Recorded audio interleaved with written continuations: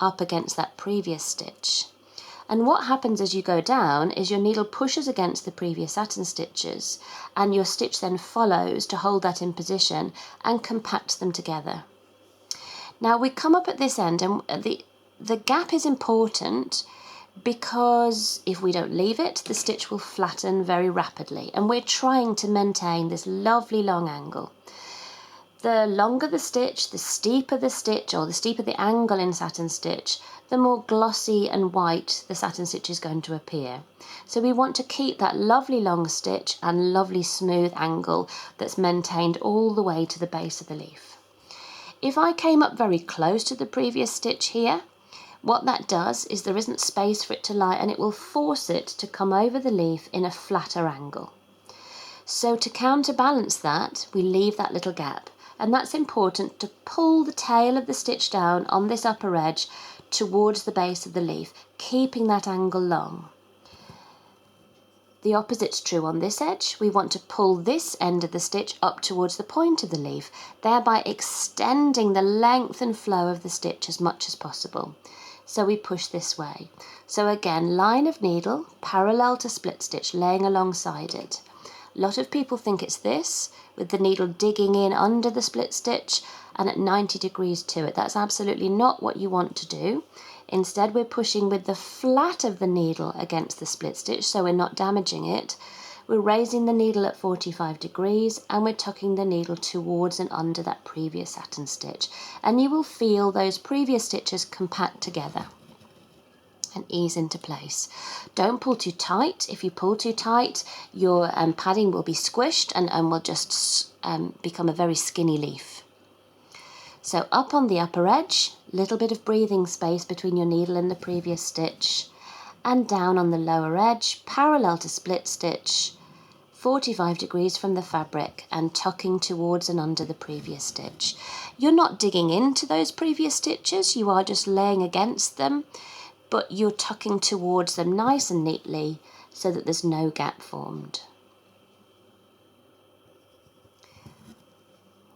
And how did I know to come up on this edge and go down on this edge? Well, the angle on this side of your shape is an obtuse angle. It's broader than 90 degrees, as in the angle between your split stitch and your satin stitch. Your needle always emerges on the side with that obtuse angle. The needle always descends on the side with the acute angle that's formed between your satin and your split stitch edge. So that's a rule you can remember.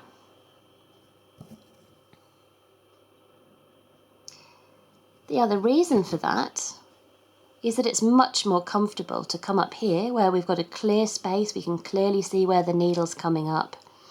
On this side, coming up here would be quite difficult because this stitch tends to roll over that little point in there where we want to get our needle. It's much easier to push the needle down into that little crevice rather than come up. So we're going to continue in that fashion to the base of the leaf, coming up and every time leaving that small bit of breathing space, going down and tucking in towards the previous stitch. Coming up, little bit of breathing space, and going down, tucking towards and under. Coming up and going down. Now, as the shape of your leaf turns, you will need to adjust that line of your needle. So your needle is always parallel to the split stitch wherever you are.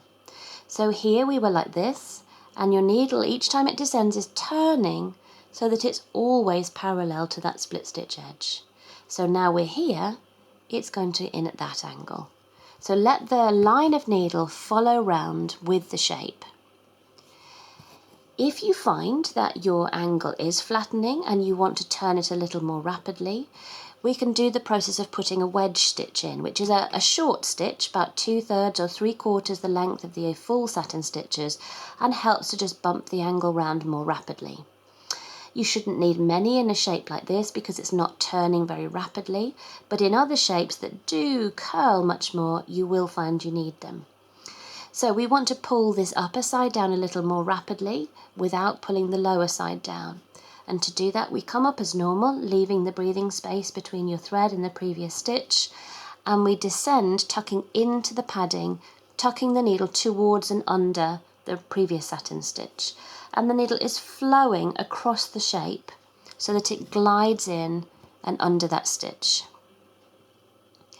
We then go back to the top, come up as normal and descend as normal, and that little extra stitch will blend in. It won't blend in if you take your needle down at a sharp angle, if you take it straight into the fabric. You must blend the flow of the needle in with the flow of your work. So we're now nearing the end of our split stitch on the lower edge, but we've got this little bit of leaf to complete at the top. As we said with the padding, you need to take care not to force the satin so that it so that it encroaches, I should say, into the next shape here. We need to keep a clean outline on that new shape so that we're not going to find it troublesome to work that on top. So we keep going. Notice that I'm keeping that same process of leaving my gap as I emerge and tucking in as I go down, pushing along the shape. The needle is still parallel